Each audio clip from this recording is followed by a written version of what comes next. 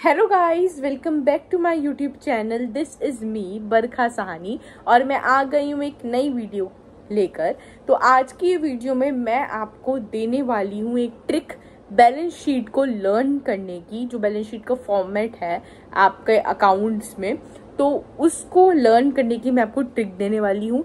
और balance sheet का ये जो फॉर्मेट है वो आपके लिए इम्पॉर्टेंट है। आपको पता होना चाहिए कि क्या क्या आइटम्स बैलेंस शीट के अंदर आते हैं। एक सीक्वेंस के साथ आपको इसको लर्न करना है। तो हम बहुत कभी कभी जैसे अगर हम इनको एकदम ऐसे लर्न करने जाएंगे तो हम भूल जाएंगे बाय चांस कि कौन से सीक्वेंस में था, क्या था। बट अगर आप ये ट्रिक का इस्तेमाल करोगे, जो मैं आज आपको ट्रिक देने वाली हूँ, तो इससे आपको इजीली बैलेंस शीट जो है याद रहेगी। और देखो, मुझे बैलेंस शीट अभी तक याद है after my class 12th also, क्योंकि मैंने वो एक ट्रिक के थ्रू लर्न करी है। तो ये जो ट्रिक थी वो मुझे मेरी अकाउंट्स की टीचर ने सिखाई थी हमारे क्लास के सारे बच्चों को। एंड मुझे ये ट्रिक बहुत पसंद आई थी, मतलब मुझे एकदम याद हो गई थी बैलेंस शीट इसके थ्रू। जब मैंने एक दो बार ये ट्रिक को पढ़ा, देन मुझे एकदम जो है बैलेंस शीट याद हो गई दिमाग में इस ट्रिक के थ्रू। तो इस वीडियो को हम शुरू करते हैं। तो ये आपका पूरा फॉर्मेट है। अब देखो, आपको सबसे पहले मेन हेडिंग्स लर्न करनी है, जो है share holder funds, share application money, pending allotment, non current liability, non current asset and current asset. तो इसको लर्न करने की ट्रिक है स्वीट सब्जी नहीं चाहिए, मतलब कि एस से जो एस का स्वीट है तो उससे शेयर होल्डर फंड। फिर सब्जी का जो एस है उससे आपको क्या लर्न करना है, share application money, pending allotment. नहीं, एन से क्या लर्न करना है, नॉन करेंट लाइबिलिटी। चाहिए सी से मतलब करंट लाइबिलिटी। फिर नॉन करेंट एसेट से है तो फिर एन से नॉन करेंट, नहीं से नॉन करेंट एसेट हो गया। फिर यहाँ पे चाहिए से क्या हो गया, करंट एसेट हो गया। तो इस तरीके से आपको लर्न करना है स्वीट सब्जी नहीं चाहिए। और स्वीट सब्जी नहीं चाहिए मतलब मीठी सब्जी नहीं होनी चाहिए, क्या होनी चाहिए, स्पाइसी सब्जी होनी चाहिए। और उसके बाद हम क्या लिखेंगे, फिर दूसरी लाइन आएगी सिर्फ रोटी वांटेड, कि हमें स्वीट सब्जी मीठी सब्जी नहीं चाहिए, स्पाइसी सब्जी चाहिए और साथ में हमें सिर्फ रोटी वांटेड, मतलब सिर्फ रोटी चाहिए। तो इसमें जो सिर्फ का ऐसे से क्या हो गया, शेयर कैपिटल। फिर आर से, रोटी का जो आर है उसे रिजर्व एंड सरप्लस, और डब्ल्यू से क्या हो गया, वारंट वाला जो है वो आप money received against share warrant, तो वो वाला आप लर्न करोगे। तो सिर्फ रोटी वांटेड। नेक्स्ट, अब जो रोटी है वो दो तरीके से हो सकती है, रोटी या पराठा एक ही बात है। तो वो दो तरीके से हो सकती है कि या आपका बटर वाला हो सकता है या बटर तड़का वाला हो सकता है। तो दो तरीका हमने यहाँ पे डाइवर्सिफिकेशन किया है कि बटर डालो ऑन पराठा, यानी कि बी से क्या होगा, लॉन्ग टर्म बोरिंग्स, डी से डेफर्ड टैक्स लाइबिलिटी, ओ से other long term liability, P से लॉन्ग टर्म प्रोविजन।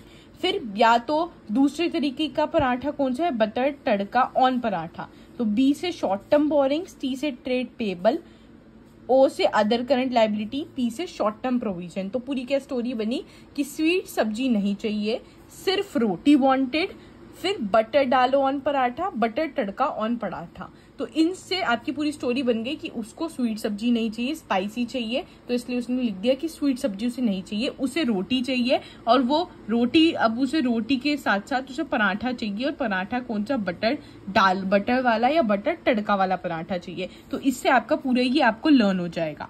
देन उसके बाद आता है एसिड वाली साइड। आप किस तरीके से लर्न करोगे कि अब उसको, वो कहीं घूमने गया तो उसने एक लाइन बोली, फूड इतना देखा लेकिन वो नहीं चखा। मतलब वो किसी जगह पे घूमने गया और वहां पे उसने बहुत सारी खाने की चीजें देखी, बट उसने एक भी खाने की चीज चखी नहीं, मतलब चखा नहीं होता, मतलब खाई नहीं उसने एक भी चीज।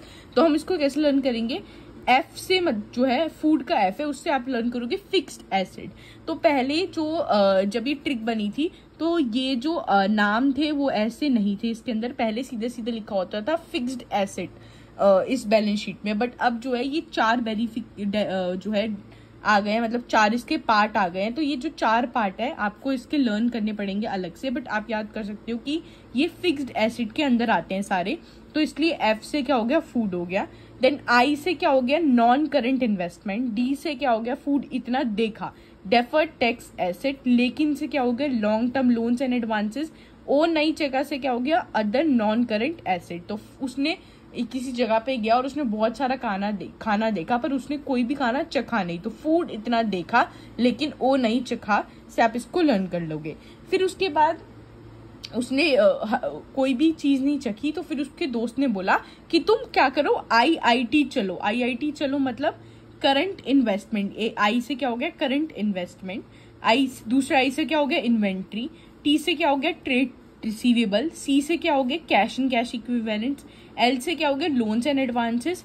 अदर ओ से क्या हो गया, अदर करंट एसेट। तो IIT चलो से आपको लर्न हो गया इन्वेस्टमेंट, इन्वेंट्री। टी से ट्रेड पेबल, सी से cash and cash equivalents, L से लोन्स एंड एडवांसेस। चल ओ से मतलब अदर करंट एसेट।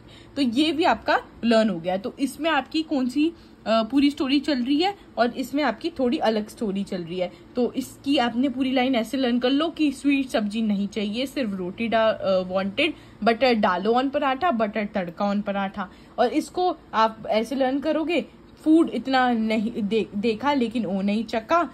IIT चलो कि हमने फूड देखा वहां पे पर हमने नहीं चखा, बट मेरे दोस्त ने बोला IIT चलो, वहां का खाना बहुत अच्छा है। तो इस तरीके से आप इसको लर्न करोगे।